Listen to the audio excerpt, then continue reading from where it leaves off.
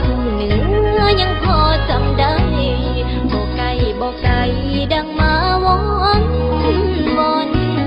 เสียงแค้นดวงเก่าที่อายเคยเป่ายังมวนอ่อนซ้อนเป็นยังน้อคือมาย่ายบอนเจ้าไปปะวอนผู้ใดกันนี้เสียงแค้นแทนใจมันเงียบหายไปจนมิดซีลีบ่าวหมอแค้นเขาบ่ใหญ่ดีเขาจึงหนีน้องไปมองอื่นแต่กี้แต่เก่าเขาเคยมาเป่ากล่อมน้องหมดคืนเป่าจนดับจนดื่นเป่ากล่อมทั้งคืนจนฟ้าแจ้งจางปางอยู่กองไปล้างอายมาต่างลืมได้แท้น้องลืมแล้วสันบ่บอนเฮารอพบกันแต่เก่าลืมคนเคยอยู่นั่งเฮียงคู่กับอายมึงเงาทันบ่หาเป็นยังบ่เว้าอันนี้ผัดเบาแค้นกายไปวังเสียงแค้นเคยฟังเดี๋ยวนี้ไปดังอยู่ทางคุ้มไตเท้าคุ้มเหนือเลยนอนเป็นไข้นอนห้องไห้บ่มีไผมาแลน้ำตาลินหลังย้ำได้แค่ดังแววเสียงมาเล่นแต่